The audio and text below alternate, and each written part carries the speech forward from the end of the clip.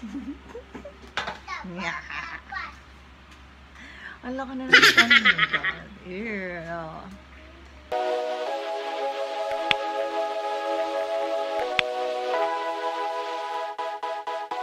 Ayan, kumusta mga ka-apps? And today is April 23, 2020. Still in ECQ. At yan, let me take this opportunity para ako ay makapagturo ng panibagong eksena. Okay? So, sakto. Okay, so yung tuturo ko sa inyo, lalo na sa mga noobs natin dyan or sa mga medyo baguhan, ay kung paano natin nire-re-adhesive ang ating cutting mat. So, kung nakikita nyo ang cutting mat natin ay ganito siya. Hindi siya masyadong kaaya-aya. Nahulog na yan. So, hindi to original na hindi to yung cameo na mat natin, ha? Ang mahal kasi ng cutting mat ng cameo eh. Mga 800 to 900 pesos. Pero kasi itong Cricut, mas mas mura siya. Yung 800 ko, dalawa na yung nabili ko. Pero yung iba, ang ginagawa nila, maraming paraan eh. Yung iba ang tawag doon, nagdi-DIY cutting mat sila. Yung iba, ginagamit yun sa x-ray. Yung iba, basta yung plastic siya na ganito. Basta matigas, pwede rin naman, lalo na pag nag-umpisa ka pala. Yung nga, gutay-gutay no, pero puro vinyl sticker lang yung likod. Nasira kasi dahil sa nahuhulog ng bata, ganan, nasisira. Kaya pala dapat sa... Ayan, so kung bago ka pa lang sa aking YouTube channel, paki-like mo na ang video na to, paki-subscribe, at paki-click ng tiny notification bell para sa mga susunod pa natin mga videos. Okay?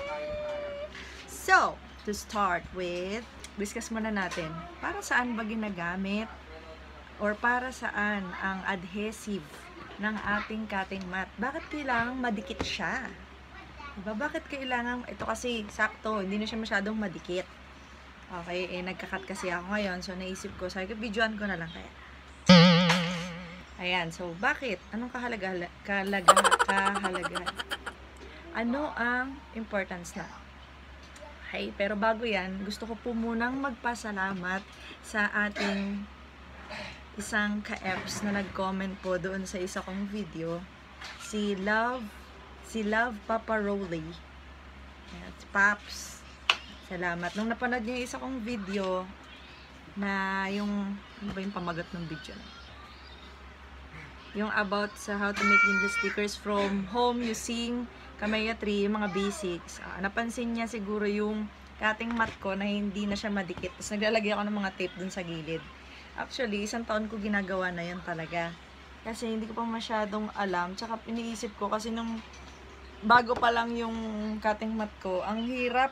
Lalo pag paper type, napupunit siya pag tinatanggal ko, naiinis ako. Kaya, hindi ko na siya nire-adhesive. Pero yun, kailangan pa rin pala talaga. So, salamat, Love Paparoli. Ang sabi niya, ito sinabi niya sa akin, ha? Ate, excuse lang po ha, suggestion lang po. May nabibili pong table adhesive sa mga store na ink ng t-shirt printing. Ginagamit po yun sa mga printing table ng t-shirt. Pwede mo po yung gamitin sa cutting mat nyo. Pero pahit lang po yun, meron po nun maliit na size lang. Mura lang po yun, thank you po, ang bobo mo. Kulang na lang mo yung bobo mo, diba? Pero hindi naman, joke lang yan. Yan, salamat sa'yo, kaibigan. Ayan, so, kaya ituturo ko naman siya sa inyo para hindi rin kayo maghirap ng 1 taon mahigit kagaya ko. Okay.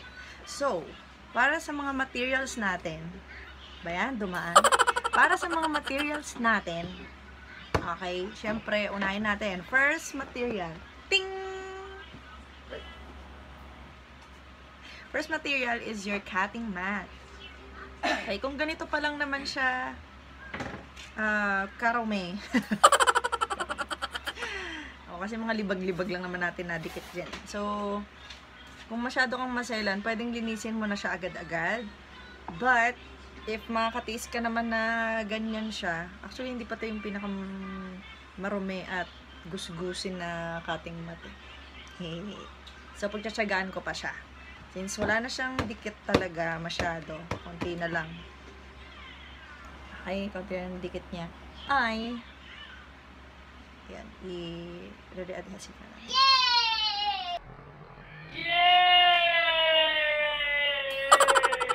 So, para saan ba natin ginagamit or para saan yung adhesive or pinakadikit ng ating mat natin? It is to make the stickers intact. Okay, intact siya or nakadikit sa inyong mat. Okay, nakadikit. Kasi kapag walang dikit, maaaring habang pinuputol, magganon-ganon siya. Okay, magganyan-ganyan. Ganyan-ganyan. So, mahirap yun. Imbis yung bilog nandito, mapupunta doon. Okay, so, yun. At nakita ko pang isa is, syempre, number 2 nun, to avoid error. Okay? Pagdating sa pagkakat nga, okay, yung sa placing niya. Kasi nga, aangat. So, kapag umangat siya, magkakaroon ng possibility na gumalaw at magkakanda gulo-gulo yung mga cut mo. Then, pangatlo, pagdating sa blade, dahil nakaangat nga yung sticker mo, iba-iba ang kapal niyan. So, ang nangyayari, dahil medyo angat siya, o kanya dito dikit, sa iba nakaangat. So, nagiging uneven yung, or hindi pantay, yung putol niya or yung lalim niya. So, ang mangyayari, may mga parts na madali siyang ipil, may mga parts na madali. Tapos, may mga parte na nakadikit pa siya mismo dito sa ipipil mo. So, may hirapan ka, magugunting ka pa ulit. So, pahirapan siya talaga. So, yun yung tatlo na nakikita ko. At others, kung meron pa, comment down nyo lang. Malay nyo, hindi ko alam, diba? Hindi ko naman siya know it all. Pero yun lang yung napansin ko na nito na gumagamit na ako ng table adhesive. Okay, mura lang naman yan. Right. And second material na kailangan since i-re-adhesive natin siya ay tool ko. Table adhesive. Okay. Ito yung sinadjust sa akin ni Kuya. Salamat sa iyo. Mura lang talaga siya. Ay, yung isang ganito, kung di ako nagkakamali, magkano nga ba? Siguro mga half lang to eh. Tapos mga 180. Something like that. Okay? Sa isang gamitan naman, konti lang yung magagamit mo. Hindi mo mauubos to lahat. Promise. Okay. White ang color niya. Tapos, kapag natuyo na siya sa cutting mat mo, kita ba? Basta puti yan. Maniwala ka na. Puti ba? Parang nasa heaven. Ayun. Pag natuyo na siya, nagiging clear na. So, kung nag-aalala ka na magwa-white din yung hindi po. Okay, then, third important, nakikita ko na importante din is masking tape. Kasi ilalagay natin yan sa mga, mamaya papakita ko sa inyo kung paano. Okay? And then fourth, ay kung wala naman kayong parang, basta parang it will serve as applicator. Ito lang, magamit lang ako ng mga retaso na board paper. Okay? Piece of board paper. Mga 2x3 pwede na yan. Basta lang medyo para pang apply. Okay? So, sige, gawin na natin siya. Hindi ko alam kung paano ko ipapakita, pero gawin natin siya. Ayan, so yung una natin gagawin ay i-apply natin yung wala talaga kayong ganito, pwede namang wag nyo nang lagyan. It's up to you. Dito lang yan nilalagay sa mga edges. Hindi sa edge ng ha. Dito lang yan ilalagay sa yung part na puting linya. Okay, dito. So, yung linya, isang buong ganyan. Okay, dito. Let's do it.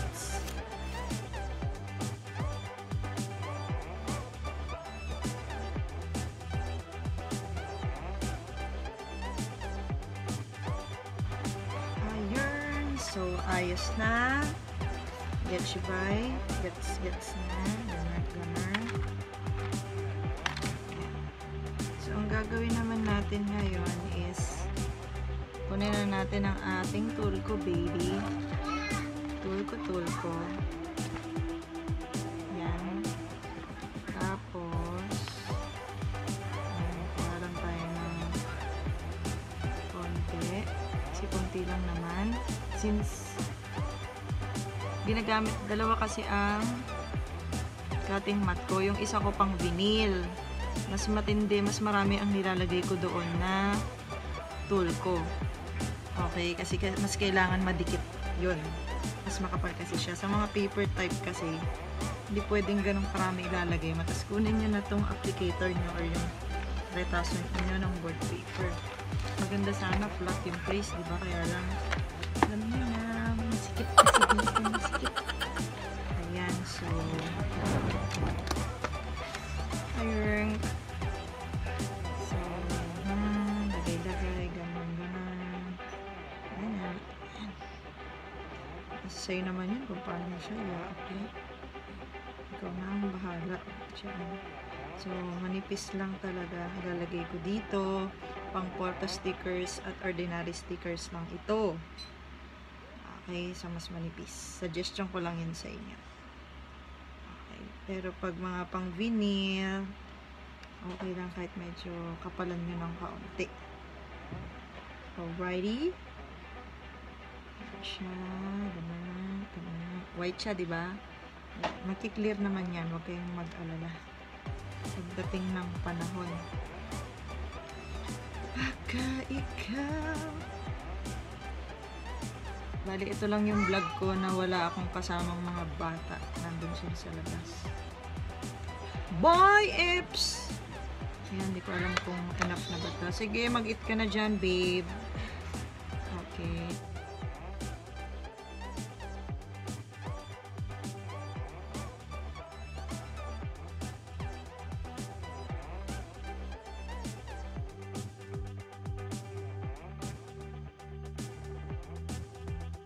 So, since retaso lang naman to, itatapon ko na. Pero kung gusto nyong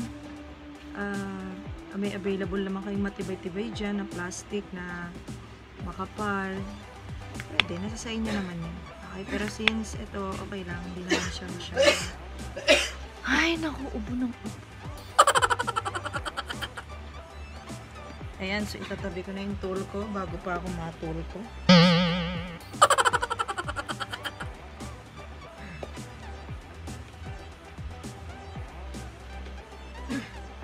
Dapat. So, let's go back to the main. Yeah.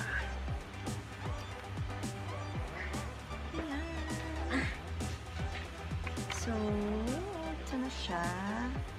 Ito lang part natin nilagyan ko. Yung sakto lang para sa A4 ko. Okay, pero kung hindi lang stickers yung ginagawa nyo na A4 size, kagaya ko, unahin nyo na. Ay, para magamit nyo na sa lahat ng purpose kung nagagawa kayong t-shirt. Ganyan. Ayun, so, papatuyuin mo lang to ng mga ilang minuto. Tapos, ready to go na. Pwede mo nang gamitin yan. Okay, another tip lang. Pagkatuyo, try nyo rin siyang hawak-hawakan. Siyempre, kung kulang yung dikit, dagdagan nyo. Kung masyado kayong nadidikitan, mag-try kayong maglagay ng sticker paper siguro or yung mga scratch na hindi na ginagamit ng sticker paper. Pag angat nyo, pag hindi kayo natuwa, kung ano yung naging resulta nun, kayo na bahala kung magdadagdag pa kayo or hindi na. In case na sobrahan kayo ng tulko na nilagay, pwede nyong remedyohan yun. Lagyan nyo lang ng powder. Gaw-gaw siguro. Nipisan nyo lang ha. Baby powder or cornstarch pwede naman. Kasi ibudbud nyo lang gano'n. Konti lang. Huwag nyo na may buhos lahat. Mamawala lahat ng adhesive. Konti lang ganyan. Pagkatuyo ha. Pagkatuyo, tapos sumobra yung adhesive o lagyan nyo ng powder. Ganun lang. Yung maging tama lang sa pakaramdam nyo yung pinakadikit for adhesive. Alright? So, yun. Yung sa powder, nakita ko lang din naman yun sa mga iba nating mga friendship sa printing. So, sinishare ko lang siya sa inyo. And then, kapag nagamit nyo na to, halimbawa, nagamit nyo na ng 5 beses or 10 beses, sobrang kapal na nung itim, linisin nyo naman na. I-degrease nyo. Pwede nyo gamitan ng degreaser yun. Or, kayo, kung ano yung available sa inyo na panlinis na pwedeng pantanggal ng ano, kayo yung bahala. Kung obra ng sabon tsaka ng ano, pwede din. Kaya lang sa case ko, siguro mahirap kung ano, kasi sira na rin to. Baka pag masyadong pinuskus, baka mahati. Diba, kailangan sa atin yung cost natin mabawasan. Yun. So, yun lang yung i-share ko sa inyo about how to re-adhesive or ilagay ulit yung yung maibalik yung dikit ulit ng ating cutting mat ay sa cameo. So, kung nagustuhan nyo yung video na to, kindly like and kindly subscribe to my YouTube. So, meron din po akong FB page, yung business ko po, Miklish Sticker Labels and Prints PH. Meron na siguro yung mga 2,500 plus na like, so paki-like na rin po and follow. Tapos meron akong personal account, April Angelica Bautista. Pwede nyo ako i-message doon kung hindi nyo ako ma-reach, pero usually po sumasagot naman ako sa comment ng YT, so pwede nyo nang but you can still reach out doon sa personal FB account ko. For sticker orders po, kagaya po nito, yung pinakita ko kanina, ayan, gumagawa po talaga ako, nag-specialize po ako sa mga sticker labels like this one. So, kung may order po kayo, puntahan nyo lang ako dun sa Miklish na ano. Para i-search nyo, para maikli na lang, at Miklish Prints. Lahat, Instagram, meron din ako, Twitter, at Miklish Prints din po yung i-search, ito-type. Okay, so yung mga katulad nito, yung mga easy peel na para sa product nyo, for baked goods to, 1 inch lang yan. Pero usually 1.5 inch po. Mga customized sticker labels po. Customized cut. Okay, sa akin po available yan. Message nyo lang po ako para maano nyo kung yung ano yung kailangan nyo, tsaka yung price nya. Okay, isi-send ko po yan sa inyo. For this year, wala naman po akong dagdag presyo sa singel. So, go lang. Per A4 lang po tayo ha. Kasi, ilan po yung available natin. For the meantime, ayun siya. Tapos may vinyl sticker tayo. Ito, photo sticker to. Okay, paper type yan. Meron din akong vinyl. Tapos, meron din akong mga transparent or yung clear stickers na tinatawag. Ayun po yung mga products na mayroon ako. Ayan, may tanong ka ba? Comment lang. Comment below lang kung ano yan. So, yun lang po. Salamat. Thank you for your time for watching from start till the end. God bless you po. Ingat!